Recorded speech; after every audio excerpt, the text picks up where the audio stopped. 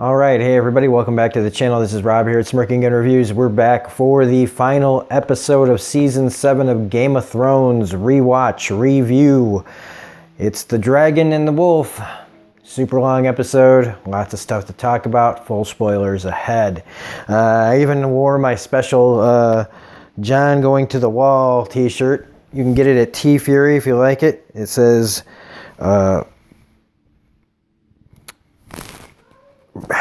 defend the wall when you have nowhere else to go.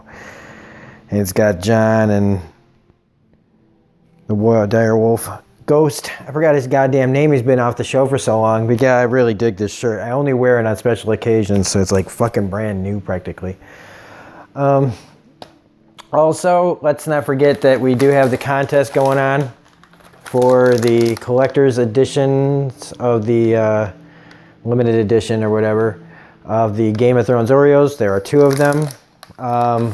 The first contest, for the first package of Oreos, the first part of the contest is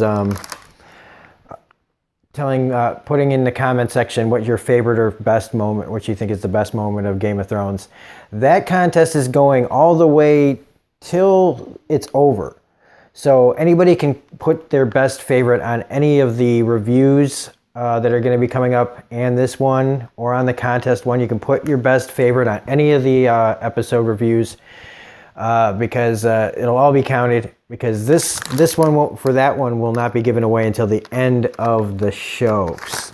But the other one, I don't know why I'm switching Oreos, they're both the same thing, but for the other contest, where it's more of a bracket thing, that's where you say who you think is going to be on top at the end. Not necessarily on the Iron Throne, but who do you think is going to be top dog? Or maybe, and if you don't think anybody's going to be the top dog, that's your choice. For that, it begins when the first valid death happens for someone who is really considered for the Iron Throne. So if it's like, I mean, look, I know we're not supposed to like limit anyone in this, because who knows, all of a sudden Robin Arryn could be the fucking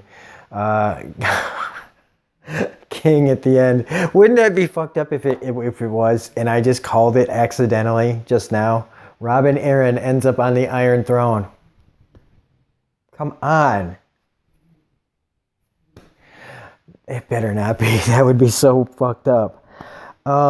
But yeah, as soon as the first major death, okay, so in that, like, if you look up on a list of who's like the top 20 contenders, because they made like 20 posters saying, like, showing everybody sitting on the throne from Samwell to Tyrion to Daenerys to Jon, and, you know, like Sansa, Arya, all this.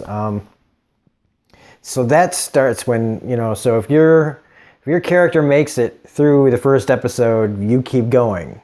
So everybody needs to put their, you know, their favorite moments, and who do they think or what or whatever is going to be on top at the end of the show. So go ahead and please leave those in the comment section, please, because I want to be able to give these away to people, because otherwise I'm just selling them on eBay for a markup. Okay? So let's get started, man. I have like lots to say about this, and not tons of time to get through it all. So we open up on all the Unsullied, Dothraki, just rolling up to King's Landing. It's fucking cool as hell. I mean, come on. And they're just like, they're getting ready, you know, in case things go sideways. And I just love Bronn and Jaime here, you know, just especially when the Dothraki show up. And he's just like, oh, shit, okay, I guess we're about to be the downtrodden. And Bronn, again, you know, already like you can tell that he could go either way at this point to flip sides when he sees this. I also like the whole thing where it's all about cocks. when Bronn's talking about the Unsullied. And he's like, yeah, a bunch of cockless guys, man. If I didn't have a cock, I wouldn't be, soldier fighting no war. And then Jaime tries to like talk around it, but then he's just like, yeah, maybe it is just all about cock. Maybe that's a joke at the show. I don't know. It kind of sounds like an in-joke, but it feels, I don't know, whatever. So this is when everybody starts to roll up, and I'm like, oh shit, Euron's fleet is not messing around. And again, how did he get them so fast? It just doesn't make sense. I like when Jon Snow asks how many people live in King's Landing, and Tyrion says about 1 million, and Jon's like, why the hell would anyone want to live there? You'd be like living on top of each other, and Tyrion's line is like, more work, better brothels, or superior brothels. I love that.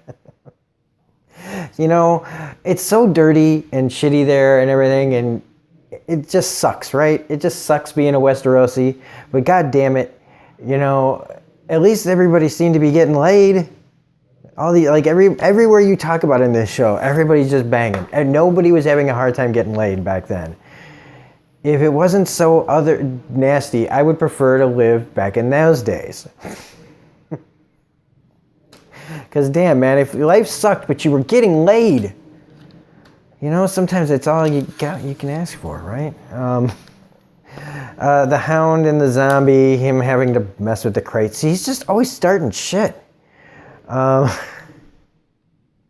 yeah, this just becomes kind of like, after this, there's like Cersei talking to the Mountain when they're like getting ready to go out there, and she's just like, okay, this goes sideways, you killed the silver-haired bitch, my brother, and then somebody else, like, I think she meant Jon Snow, and then she's like, and everybody else you can just fucking kill whenever you feel like it.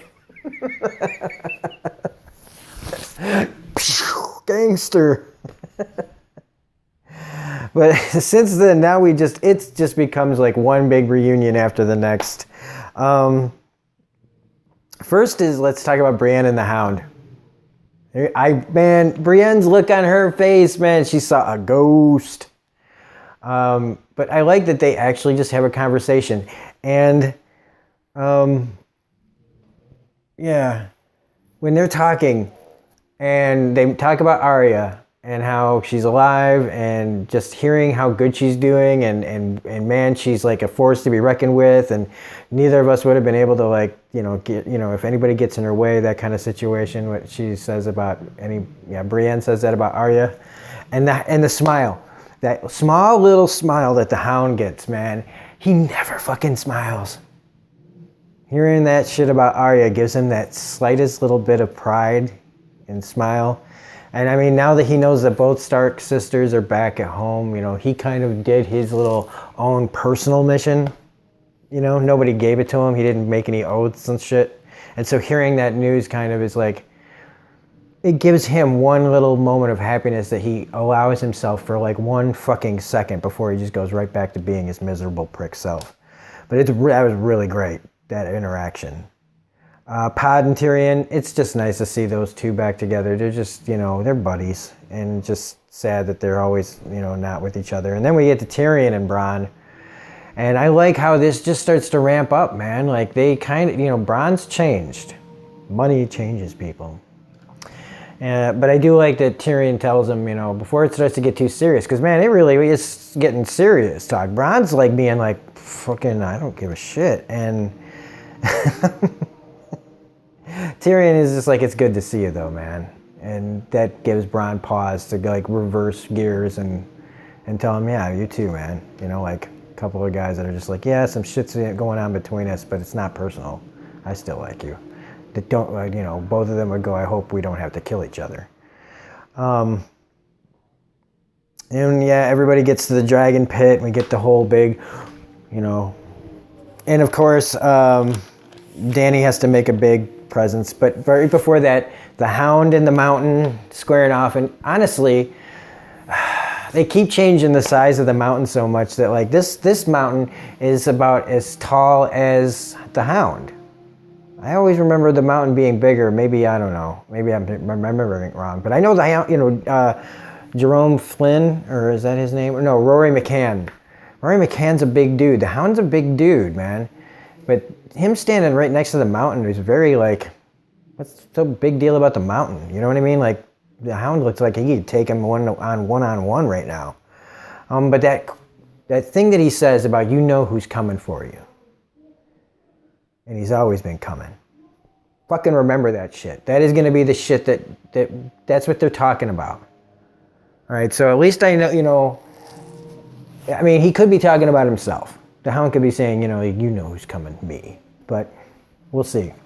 I don't know. I like that all these little innuendos and stuff that are happening.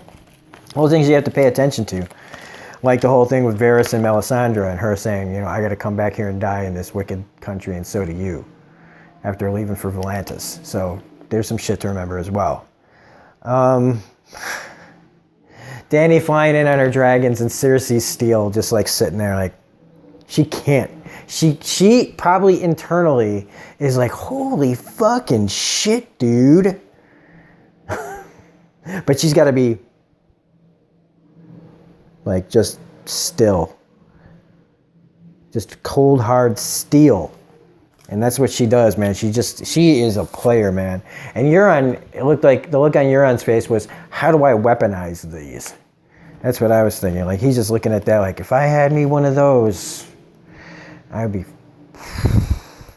fucking shit up. Cersei lying about tardiness. We've been waiting here for a while. Like, shut the fuck up, man.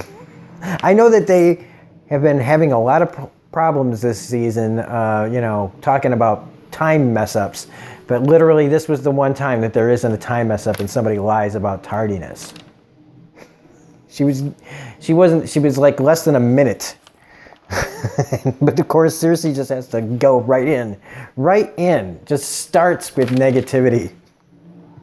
The whole thing with Euron's faint, though, I mean, this whole thing is just, like I said, spoilers.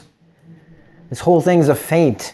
And I love knowing that now, like watching it all play out. Cersei's, little performances going on throughout this whole thing is just pretty awesome to watch, like knowing it watching it from the inside, like seeing it all play out.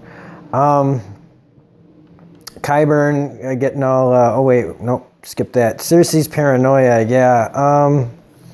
Where she's just all over the place. And again, like knowing what this all is, that this is all just her performance, literally her character putting on a performance, is brilliant. She just goes all in. And it's like an actress pretending to be a character who's trying to act her heart out. Love it. The Hound, when he's bringing up the zombie, man, Jesus, he reminded me of Bruce Willis in Unbreakable. Like, the Hound just looks like one of those guys that you could just keep putting rocks on top of him, and he just somehow keeps standing, just out of sheer will. And it made me think of Unbreakable. Like, he just looks like that guy. He's like, I don't know, like like the weightlifting scene in Unbreakable. Like, if all of a sudden, you just start piling shit on the Hound, you just be like, more.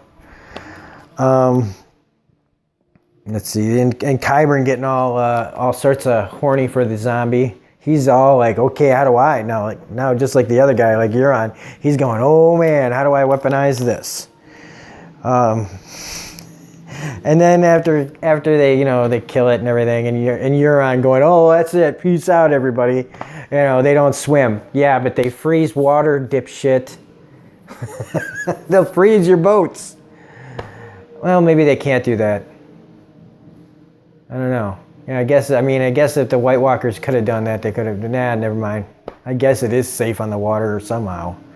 But the whole thing where he's just like, oh, that's it, I'm out. Like, come on. And Cersei's, even me, when I watched this the first time, I remember going, what kind of line of bullshit is she giving him, like, all of a sudden, like, acting all, like, betrayed? She would never sound like that.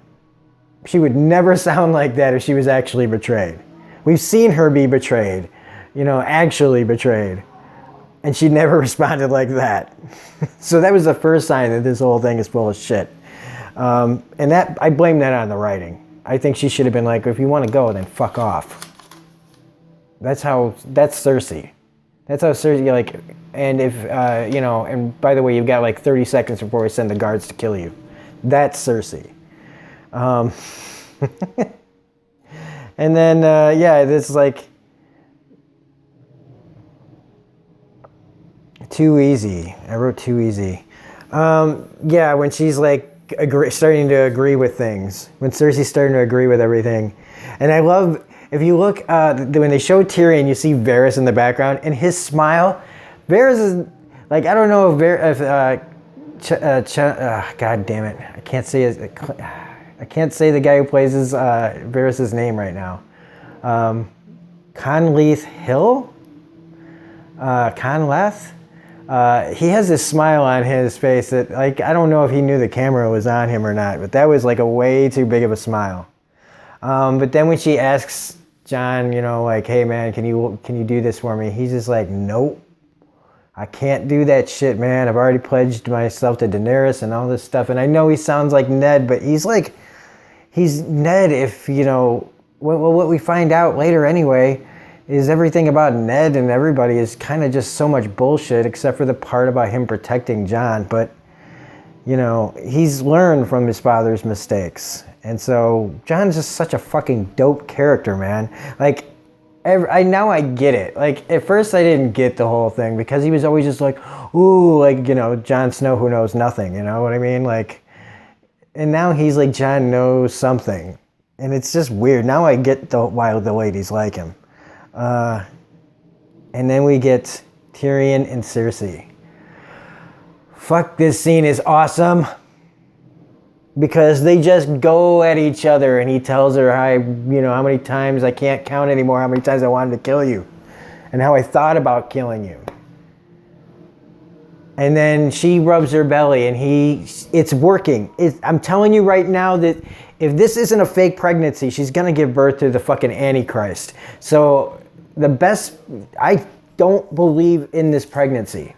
I don't believe it. I think she's just been she's throwing everything at the fucking wall and seeing what sticks.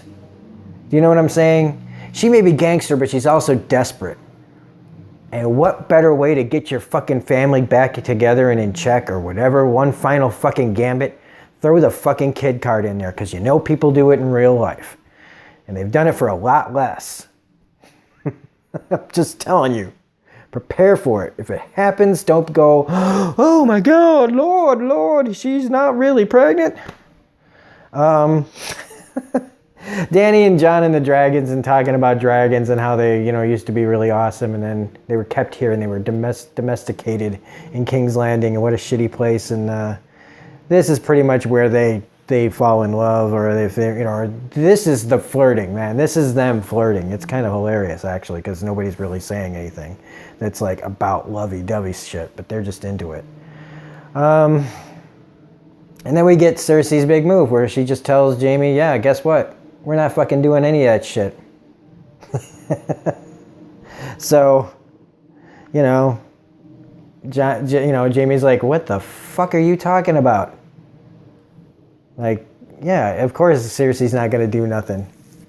But we get Sansa and Baelish. And Baelish does give another great line here about I play a little game. I assume the worst reason someone would say or do something. And how well does that explain what they say and do? And I love that. And then we got Dany and Jon deciding to sail together to be more unified. So, you know, everybody looking at each other, it's kind of whatever. Theon and Jon's reconciliation is pretty awesome because it finally frees Theon from his guilt of all the things he's done.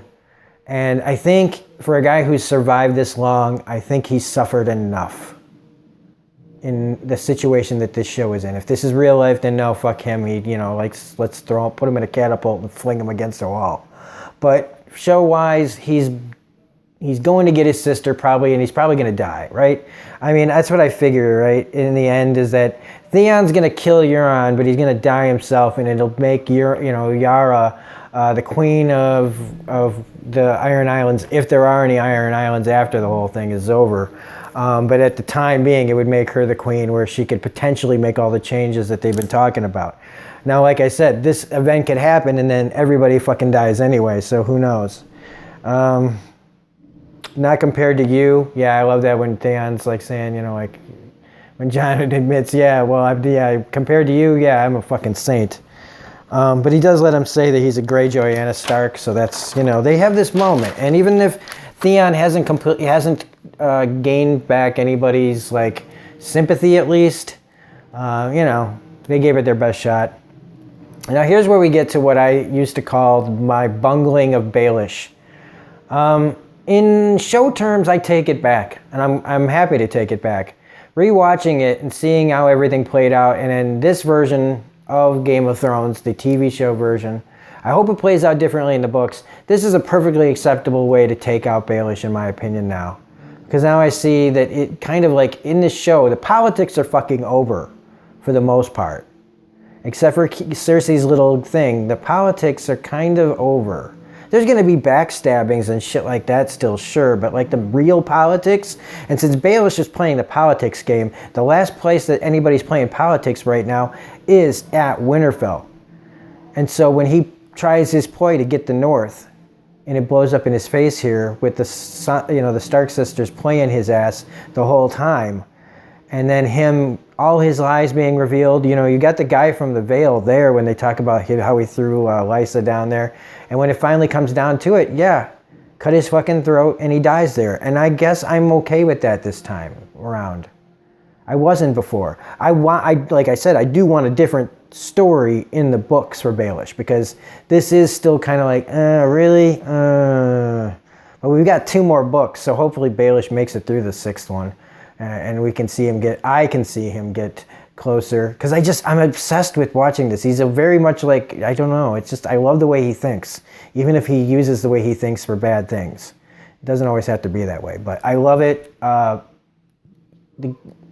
guy who played Littlefinger, I always forget his name. I love him in just about everything, and he will be missed from the show for me, man, because he was just the tits. I loved it. I just always felt like, I don't know, he's just so fucking smart that it's unfortunate that his like story is still like, I always love just going, oh shit, he can't believe he did that. And the fact that he started this whole thing. And that's the other thing that disappointed me, is that this is how he goes down. But I know that it's not fair, and that's why it works, because that's George for you, right? And that better not be the way he goes out in the books, though. I do want him to die. I just want it to be epic. But I guess this kind of was. This is where we also get revealed that Euron went to Essos. And he's going to get the Golden Company. And this makes Jaime say fuck off to Cersei, who he believes is going to have the Mountain kill him. But she doesn't. She lets him go. Sam goes to Winterfell. We find out Jon's a secret Targaryen, which we already knew. And that Robert's rebellion is a lie. So all this shit was for, all over a girl and a guy that weren't meant to be together, like fucking Romeo and goddamn Juliet. Jon and Dany have a pretty hot scene together while Tyrion wishes he had X-ray vision. I know it's a look of more than that kind of concern, but whatever. Or jealousy, who knows. Everybody's fucking jealous of anybody who gets to sleep with Dany. We find out Jon's real name is Aegon. And then we got Sansa and Arya, and then the whole shit at the wall with the fucking crazy-ass fire, ice-breathing dragon. And now we don't know who's alive there. Beric was there, and Tormund was there. I hope they made it. And that's it. And I know I kind of flew towards the ending here, but I am running out of time on my phone. So this is why I need to be able to live stream right here. We can't talk forever because of that. And I'm going to almost see if it'll cut me off. And that'll be the end of the video right then. And that should prove why I need to be able to do my live streams. So we need to get to 1,000 subscribers. So if you like this video, please hit the like button, comment, share, subscribe, all that jazz. Otherwise, thank you so much for watching all of these. The premiere is tomorrow. We will be doing that. It would have been a live stream, but it's not now. But we will be doing the premiere as soon as it's over. Hopefully my video will be up as soon as possible tomorrow. So again, the contest, thanks for watching. Best favorites, and who do you think is going to rule at the end?